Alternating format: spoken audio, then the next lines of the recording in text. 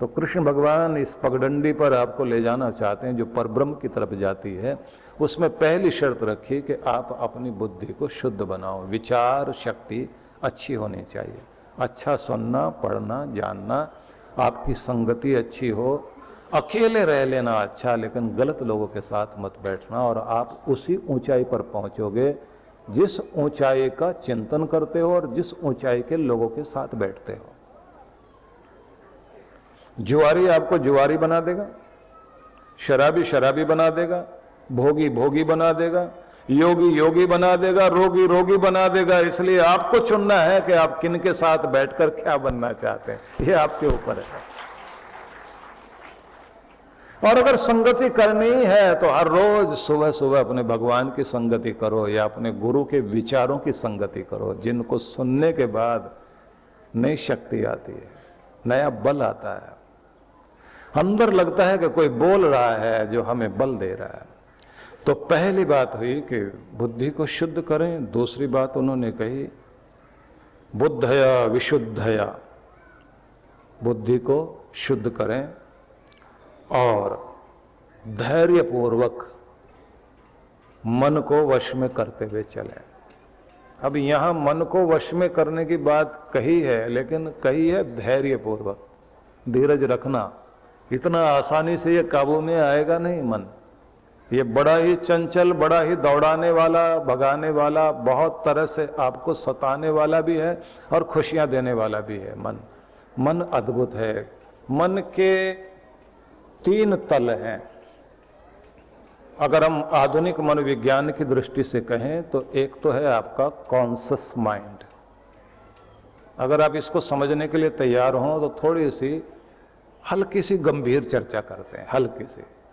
वैसे मैं कोई ज़्यादा गंभीर नहीं लेके जाता हूँ आपको, कोशिश करता हूँ इतना सरल रहे, सुपाच्य रहे, जल्दी हजम हो जाए और दिमाग में बैठ जाए।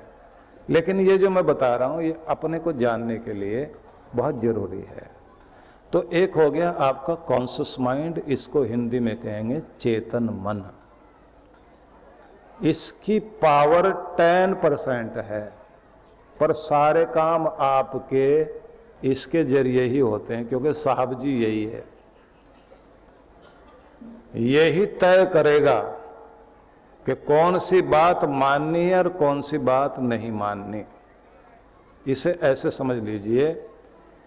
पहले तीनों का वर्णन बता देता हूं आपको, तीनों के बारे में बता दूं, फिर एक एक के बारे में बताता हूं। दूसरा मन आपका समझ लीजिए, आप दूसरे मन के बारे में समझें जिसके पास 90% पावर है, उसे बोलते हैं सबकॉन्शियस माइंड, अवचेतन मन, उपचेतन मन कह लीजिए। इसके पास 90% पावर है। और ये करता क्या है? पलकें झपकना, धड़कन का धड़कना, उबासी आना, मतलब जितने भी काम आपके शरीर में चल रहे हैं सारी चीज यही करता है। समझ लीजिए यही आपकी फौज है जो सब करा रही है। यहां तक कि चोट लग जाए, ज्यादा दर्द ना हो तो बेहोशी कर देना, आपको सुला देना, आपको जगा देना, आपसे काम कराना, सारी चीजें। चेतन मन आपके शरीर तक ही जुड़ा हुआ है और उपचेतन मन ब्रह्मांड तक जुड़ा हुआ है, ब्रह्मांड के मस्तिष्क से जुड़ा हुआ है। ब्रह्मांड का मस्तिष्क क्या? जिसमें दुनिया के सारे नियम बने हुए हैं, जिसके आधार पर दुनिया चलती है। उस मस्तिष्क के पीछे है परमात्मा की शक्ति। अब ऐसे समझते हैं और सरल करते हैं इसको। घोड़ा 90% पावर लिए बैठा है और घुड़सवार 10%। चलाता कौन है? घुड़सवार। दौड़ता कौन है? घोड़ा। तो घोड़े के पास 90% पावर है और आदमी जो चला रहा है उसके पास तो पावर 10% है, लेकिन वो 10% इतना पावरफुल है कि वो 90% को कंट्रोल कर रहा है। आपका चेतन मन 90% अवचेतन को कंट्रोल करके चलता है। जिस चीज में आप विश्वास करोगे चेतन मन से,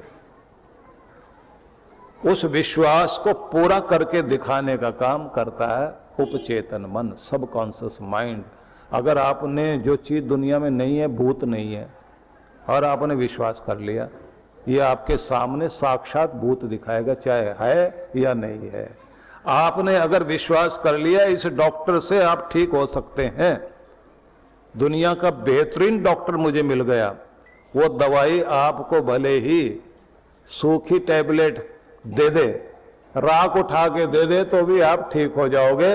और अगर भरोसा नहीं है, बढ़िया डॉक्टर होने के बाद भी जिस पर भरोसा नहीं है, वो बढ़िया दवाई भी दे दे तो भी कुछ असर होने वाला है नहीं। ये बड़ी विचित्र बात है। आपकी जिंदगी आपके विश्वास पर चलती है, विश्वास पे। और विश्वास की जिम्मेदारी चेतन मन की है। ये किसी चीज को यकीन कर ले, एक बार यकीन कर ले तो कमाल हो जाए। अब जब चेतन मन सो जाता है, रात को सोते हैं ना आप, तो सोता कौन है? चेतन मन। और जो नहीं सोता वो कौन है? उपचेतन मन। करवट दिलाने का काम कौन करेगा? 40 बार करवट लेते हो आप रात में, कम से कम 40 बार, आपको पता भी नहीं चलता। करवट का काम ये, एक तरफ का थक जाए तो उपचेतन मन कहता अब इधर की तरफ पलट जाओ, और यही तो काम नहीं करता। अगर आपके घर में कहीं कोई शोर आ गया तो कहानी बनाकर लोरी की तरह सुलाने का काम भी उपचेतन मन ही करता है। कहीं से अगर कोई डमडम की आवाज आ गई तो उपचेतन मन अंदर सपना दिखा देगा, ढोल बज रहे हैं, शादी के मौके पर गए हुए हो, ऐसा सपना देखते देखते फिर सो जाते आप। 15-17 सपने देखते हैं आप लोग, आपको तो 1-2 याद रहता है ना दिन रात में। ये सब काम उपचेतन मन करता है आपका। और कमाल ये है कि सोता है चेतन मन, और उपचेतन मन जो है वो अपना काम करता रहता है। पसीना दिला देगा। पसीना दिलाना मतलब गर्मी लगने लग गई, शरीर के अंदर गर्मी बढ़ने लग गई, तो पसीना दिला के बॉडी को फिर से ठंडा करना। सोते सोते पसीना आ जाता है ना, वो सब काम जो है आपका उपचेतन मन कर रहा है। अब हम इसको दूसरे ढंग से समझें, ये जरूरी चीज है जो हम बता रहा हूं आपको। आप कोई प्रैक्टिस करते हैं गाड़ी चलाने की, तैरने की, साइकिल चलाने की, सीढ़ियां चढ़ने की। पहली बार कहीं सीढ़ी चढ़ रहे हो ना आप, बड़ा सावधानी से ध्यान से चढ़ते जाएंगे, और अगर वहां 4 दिन रहना पड़ जाए आपको, तो चढ़ते उतरते समय उसकी प्रैक्टिस हो जाएगी। वो प्रैक्टिस कहाँ जाके बस जाती है? उपचेतन मन में, सबकॉन्शियस माइंड में। और जब आपको प्रैक्टिस हो गई, तब आप बात करते हुए, इधर उधर देखते हुए फटाफट चढ़ते चले जाते हैं सीढ़ियां, और ऊपर से उतरते चले जाते हैं। लेकिन अगर किसी ने किसी सीढ़ी में थोड़ा सा हथौड़ी मार के थोड़ा सा टुकड़ा तोड़ दिया, अब आपके अंदर तो फीड है कि इसमें ऐसे चढ़ते चले जाओ, ऐसे उतरते चले जाओ, और अगर बीच में से कहीं से थोड़ा सा टुकड़ा तोड़ दिया, आप बस वहीं लड़खड़ा के गिरोगे आप। क्योंकि फीड जो हुआ था, जैसा हुआ था उस समय जो फीड किया गया था, जैसे सीढ़ियां थी वैसे फीड था, लेकिन आपका थोड़ा सा टुकड़ा टूटने के कारण फिर से कॉन्शियस माइंड की जरूरत पड़ेगी। ठोकर लगी ना, फिर वो ध्यान देगा, अच्छा यहाँ ठोकर है, यहाँ संभलना। अब 2 बार फिर प्रैक्टिस कर ली, अब आप फिर दौड़ते जाएंगे, फिर उतरते जाएंगे, लेकिन उस जगह से बच जाएंगे। आपके साथ, सबके साथ होता है। ऐसे गाड़ी की प्रैक्टिस आप करेंगे, शुरुआत में देख देख कर गियर बदलेंगे आप। मैनुअल गाड़ी जो चलाते हैं ना, ऑटोमेटिक की बात नहीं कर रहा हूं।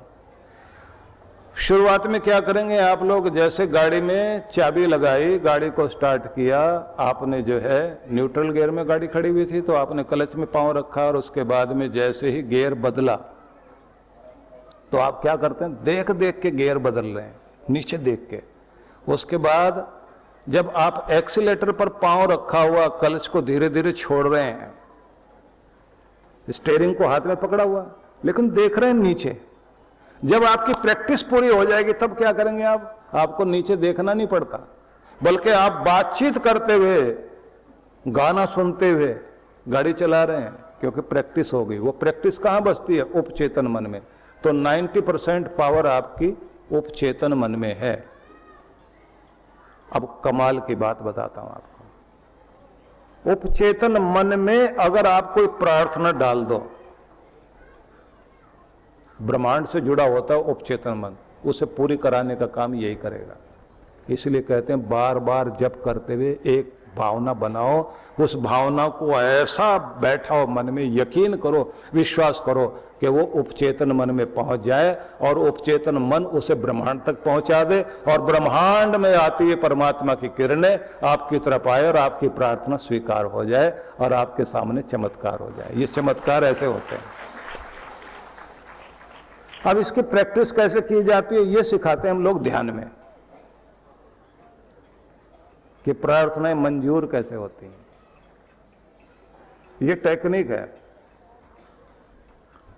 अब आपको ये बताना चाहता हूं कि यकीन वाली चीज दुनिया में बहुत बड़ा काम करती है, लेकिन आसानी से यकीन बनता नहीं है। आपका किसी में यकीन बन जाए और आपने किसी को बता दिया कि मुझे इस पर बड़ा विश्वास है, इस मंदिर में जाने से बड़ी मनोकामना पूरी होती है, वो आदमी जैसे ये कहेगा मैं तो 20 बार गया हूं, मेरा तो कुछ नहीं हुआ आज तक, ये तो आपका संयोग से कुछ हो गया होगा, अब आपका भी मन हिल गया।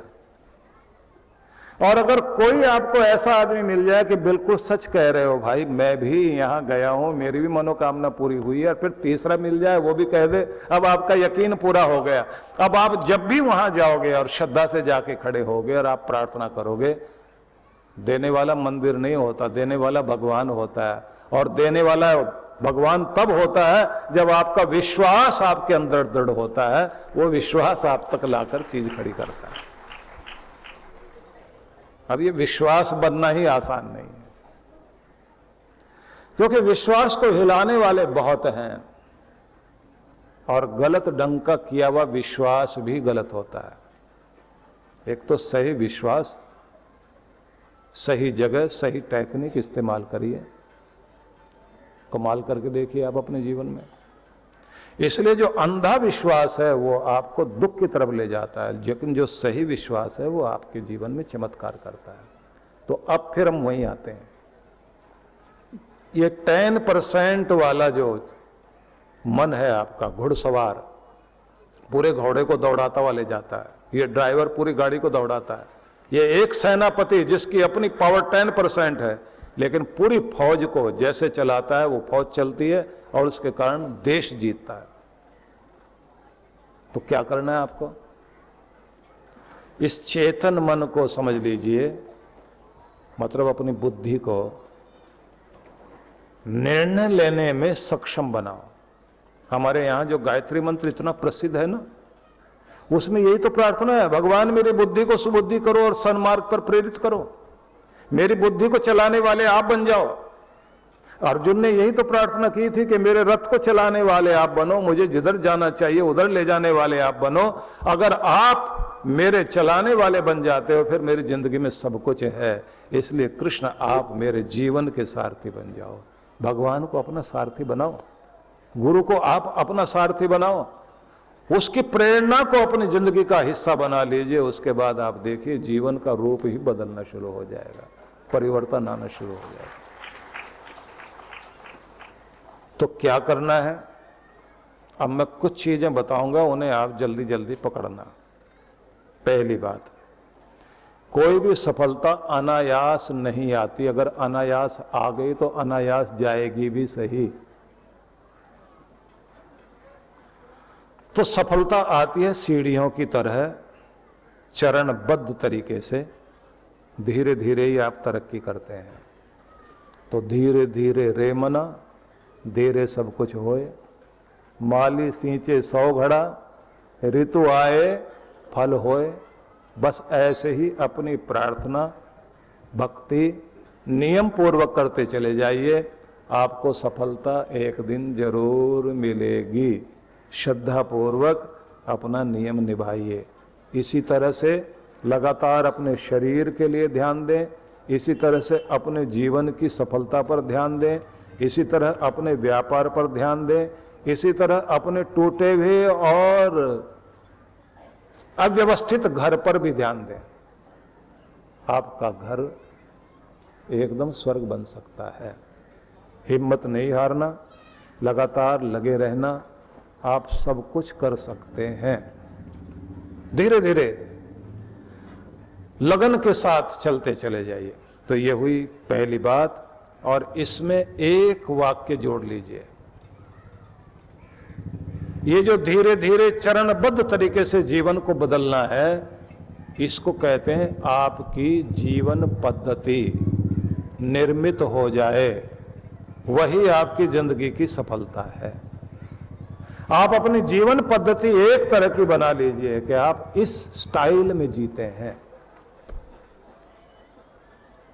वो कमाल करेगा ही। परम पूज्य श्री सुधांशु जी महाराज एवं डॉक्टर अर्चिका दीदी जी के पावन सानिध्य में श्रद्धा पर्व महोत्सव राष्ट्र एवं समाज को गौरवान्वित करने पर अति विशिष्ट जनों का सम्मान। दिनांक 2 अक्टूबर 2023 प्रातः 10 बजे। स्थान आनंदधाम आश्रम बक्करवाला, नई दिल्ली। आयोजक विश्व जागृति मिशन, नई दिल्ली। संपर्क सूत्र। आप सब परिवार सादर आमंत्रित हैं। परम पूज्य श्री सुधांशु जी महाराज एवं डॉक्टर अर्चिका दीदी जी के पावन सानिध्य में दिव्य सनातन सत्संग। दिनांक 5 से 8 अक्टूबर 2023। समय 5 से 8 अक्टूबर सायं 5 से 7 बजे। 6 से 8 अक्टूबर प्रातः 9 से 11 बजे। स्थान श्री कृष्ण कथा स्थल, श्री त्रिवटी नाथ मंदिर, बरेली। आयोजक विश्व जागृति मिशन, बरेली मंडल। संपर्क सूत्र। आप सभी इस कार्यक्रम में सादर आमंत्रित हैं। परम पूज्य श्री सुधांशु जी महाराज और डॉक्टर अर्चिका दीदी जी के पावन सानिध्य में दिव्य भक्ति सत्संग। दिनांक 11 से 15 अक्टूबर 2023। समय सायं 5 से 7 बजे। विशेष कार्यक्रम 12 से 14 अक्टूबर 2023। ध्यान साधना प्रातः 8 से 10 बजे। 14 अक्टूबर 2023 मंत्र दीक्षा प्रातः 11 बजे। स्थान Huda ground, sector 12, sales tax office के पास, फरीदाबाद। आयोजक विश्व जागृति मिशन, फरीदाबाद मंडल। संपर्क सूत्र। आप सभी इस कार्यक्रम में सादर आमंत्रित हैं। परम पूज्य श्री सुधांशु जी महाराज के सानिध्य में विश्व जागृति मिशन पिछले कई वर्षों से जनहित को सुख समृद्धि एवं रिद्धि सिद्धि प्राप्त कराने हेतु गणेश लक्ष्मी महायज्ञ का आयोजन करता आ रहा है। इसी क्रम में इस वर्ष भी आनंदधाम आश्रम के पवित्र प्रांगण में 26 से 29 अक्टूबर 2023 तक 108 कुंडीय गणेश लक्ष्मी महायज्ञ आयोजित होने जा रहा है, जिसमें गणेश लक्ष्मी के महाजाप के साथ साथ मंत्राहुति विशेष रूप से होगी।